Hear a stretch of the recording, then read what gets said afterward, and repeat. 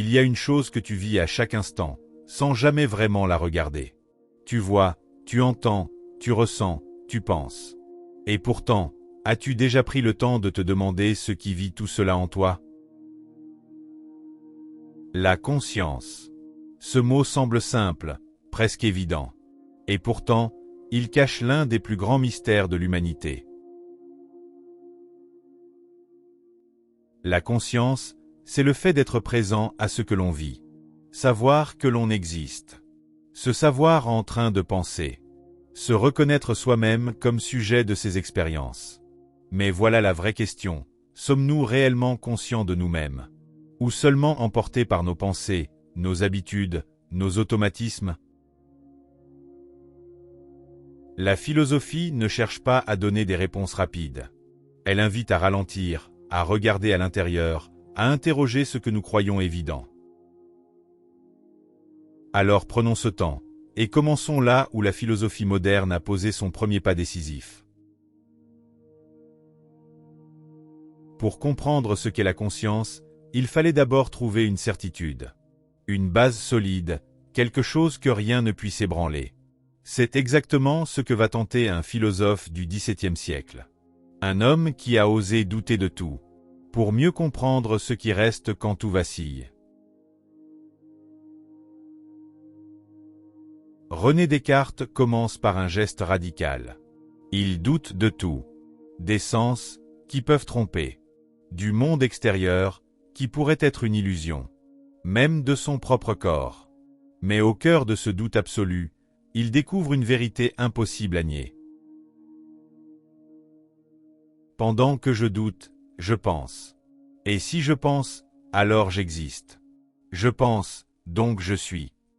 Cette phrase n'est pas une formule magique, c'est une expérience intérieure. Descartes ne dit pas « je vois donc je suis ». Je touche donc je suis. Il dit « je suis conscient de penser ».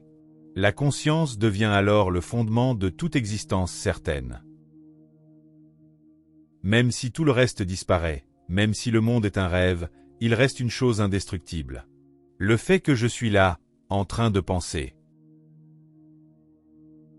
La conscience, ici, n'est pas encore morale, ni sociale. Elle est d'abord présence à soi. Un point fixe, un noyau intime. Le lieu à partir duquel toute vérité peut commencer. Mais une question apparaît déjà. Si la conscience me prouve que j'existe maintenant, qu'est-ce qui fait que je suis le même à travers le temps? Exister ici et maintenant, c'est une chose. Mais rester soi, hier, aujourd'hui, demain, c'en est une autre. Qu'est-ce qui fait mon identité? Mon corps, mes souvenirs, ma conscience elle-même? C'est cette question que va explorer un philosophe anglais. Pour John Locke, l'identité personnelle ne repose pas sur le corps.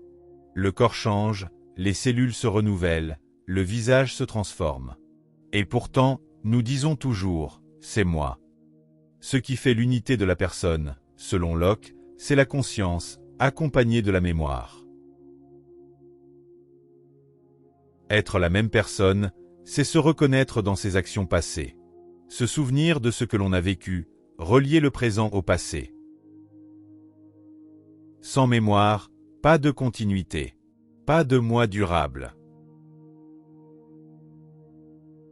La conscience devient alors un fil, un lien invisible qui traverse le temps. Mais cette idée a une conséquence profonde. Si je ne me souviens pas d'un acte, suis-je encore responsable de cet acte? La conscience n'est plus seulement une présence. Elle devient aussi le lieu de l'identité et de la responsabilité. Et c'est précisément là que la conscience prend une dimension morale. Être conscient de soi, ce n'est pas seulement se souvenir. C'est aussi se juger, s'évaluer, se demander « qu'est-ce que je dois faire ?» Cette question va devenir centrale. Chez un philosophe allemand du XVIIIe siècle. Pour Emmanuel Kant, la conscience n'est pas seulement ce que je suis. Elle est aussi ce que je dois être. Au fond de chaque être humain, il existe une voix intérieure. Une voix qui ne crie pas, qui n'impose rien par la force, mais qui juge. Cette voix, c'est la conscience morale. Elle ne me dit pas ce qui me rend heureux, elle me dit ce qui est juste. Agir librement, pour Kant, ce n'est pas suivre ses désirs, c'est obéir à une loi que l'on se donne à soi-même. La conscience devient alors le lieu de la liberté. Je suis responsable parce que je suis conscient de mes intentions. Parce que je sais que j'aurais pu agir autrement. Mais cette vision soulève un doute troublant. Sommes-nous vraiment maîtres de nous-mêmes? Ou bien une partie de nous nous échappe-t-elle complètement? Jusqu'ici, la conscience semblait claire, présente, rationnelle. Mais au tournant du XXe siècle, un homme va bouleverser cette certitude. Il va affirmer quelque chose de dérangeant. La conscience n'est pas le centre de l'esprit. Sigmund Freud introduit une idée radicale. Une grande partie de ce que nous pensons, désirons ou faisons ne passe pas par la conscience.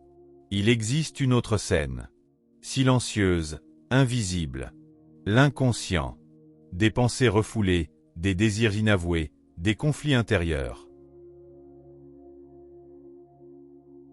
Selon Freud, la conscience n'est que la partie émergée de l'iceberg. Nous croyons nous connaître, mais nous nous racontons souvent une histoire. La conscience devient alors fragile, limitée, parfois trompeuse. Elle ne disparaît pas, mais elle n'est plus souveraine. Cette découverte ne détruit pas la philosophie, elle l'oblige à l'humilité. Être conscient, ce n'est pas tout maîtriser. C'est aussi reconnaître ce qui nous échappe. Et aujourd'hui, la science prolonge encore cette interrogation. Après les philosophes, après la psychanalyse, une autre question surgit. Peut-on expliquer la conscience par le cerveau? Et si oui, que devient l'idée même de l'humain? Les neurosciences observent le cerveau en action. Elles montrent des zones qui s'activent, des réseaux neuronaux, des corrélations entre pensée et activité cérébrale, mais une question demeure. Même si l'on explique comment le cerveau fonctionne, explique-t-on vraiment ce que cela fait d'être conscient? Avoir une douleur, ce n'est pas seulement activer des neurones, c'est ressentir. Et cette expérience intérieure reste mystérieuse. Aujourd'hui, une autre interrogation apparaît. Les machines pourront-elles un jour être conscientes? Elles calculent, elles apprennent, elles imitent le langage. Mais ont-elles une vie intérieure? Ou seulement des réponses programmées? La science progresse, mais la conscience résiste. Et peut-être que cette résistance nous dit quelque chose d'essentiel. Après ce long voyage, une évidence se dessine. La conscience n'est pas un objet. Ce n'est pas une chose que l'on possède. C'est un mouvement, une tension, un chemin. La conscience n'est pas donnée une fois pour toutes. Elle se construit, elle s'approfondit, elle se cultive. Être conscient, ce n'est pas tout comprendre, c'est apprendre à se regarder honnêtement. Reconnaître ses pensées, ses limites, ses responsabilités. La philosophie ne cherche pas à faire de nous des êtres parfaits. Elle cherche à nous rendre plus lucides. Et peut-être que la vraie question n'est pas « qui suis-je ?», mais plutôt « à quel niveau de conscience suis-je en train de vivre ?» Car devenir conscient, ce n'est pas s'éveiller une fois, c'est recommencer, chaque jour.